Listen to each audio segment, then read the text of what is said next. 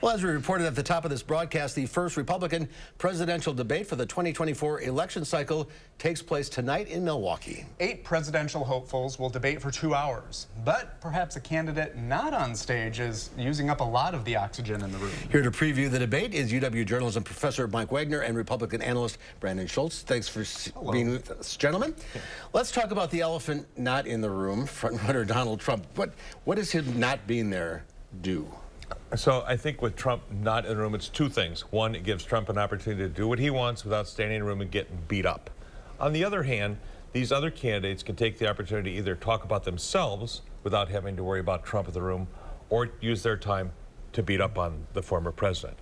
Both have advantages, but have some disadvantages. And the CBS poll out today, most people, 91% wanted people to talk about themselves and not Trump.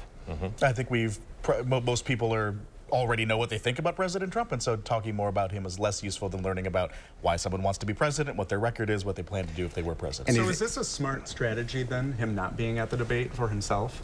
Well, I think, for the other 8 candidates, they would have an almost impossible time getting noticed in a debate where he was on stage, but he does direct some attention away from this contest and makes it look less legitimate since the frontrunner's not there.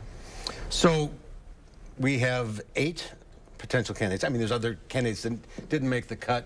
What do they have to do to stand out? What is Ron DeSantis? I guess he's the target tonight. Sure, and they will go after DeSantis. But candidates hope that they can say something memorable that separates them from the crowd, that they do something a little different. The best thing they can do is to do something positive, to say, I'm going to stand for this, because everybody else may go into the attack mode. So you're going to have to be a little fast on your feet tonight. You're going to have to figure out what you want to say. You're going to have to read the room and what the other folks are saying, and how can you cause that separation. You just don't want to stand there and let the 2 hours go by and you do nothing to impact those millions of viewers.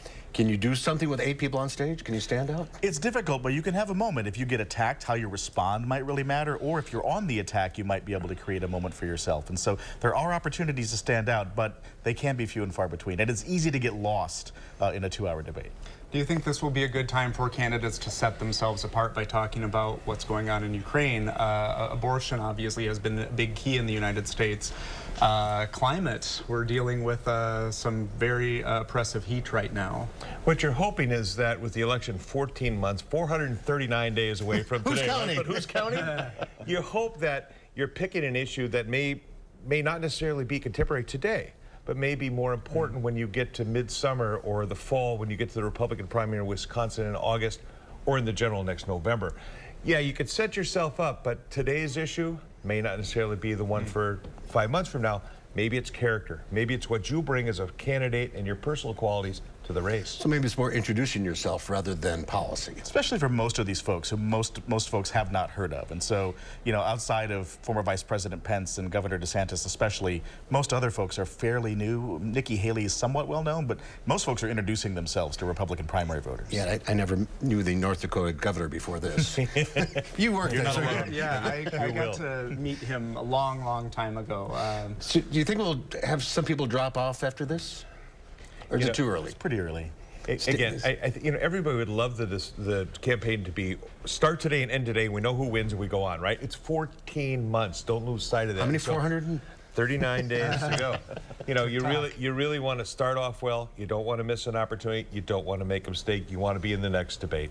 It's where you got to go. All right, lots more to talk about, and we'll have you back in about a half an hour or so. Gentlemen, thank you. Thank you. Well,